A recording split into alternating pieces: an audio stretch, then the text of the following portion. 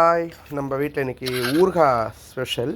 நம்ம வேண்டப்பட்ட நபர் ஒருத்தர் கொண்டு வந்து மாங்காய் கொடுத்தாரு. 2 டைப் ஆஃப் மாங்காய் வந்து கொடுத்தாரு. அவர் கொடுத்த இந்த மாங்காயை வந்து நாங்கள் காலையிலேயே ஃப்ரெஷ்ஷாக கழுவிட்டு காய வச்சு, அதுக்கப்புறம் எங்களுடைய ஸ்டைலில் வந்து நாங்கள் ஊறுகாய் பண்ணி இப்போ வந்து அதை காய வச்சுக்கிட்டு இருக்கோம். பாருங்கள், நல்லா அதை வந்து காய வச்சுட்ருக்கோம். கிளறி ரெடி ஆகிடுச்சு முக்கால்வாசி.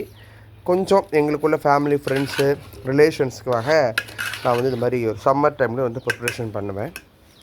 ஊறுகாய் கலரே வந்து நல்ல ஒரு கலர், நல்ல ஒரு ஸ்மெல், அரோமா ரொம்ப ரொம்ப சூப்பராக இருந்தது. ஊறுகாய் டேஸ்ட் பண்ணியிருக்கோம். இன்னும் ஒரு 5-6 நாள் ஊறுனா ரொம்ப நல்லாயிருக்கும். இன்றைக்கி என்ன ஒர்க் கொஞ்சம் முடிஞ்சிருக்கு. கூடவே வந்து சின்னதாக கொஞ்சமாக வந்து நாங்கள் இஞ்சி ஊறுகாயும் வந்து போட்டோம்.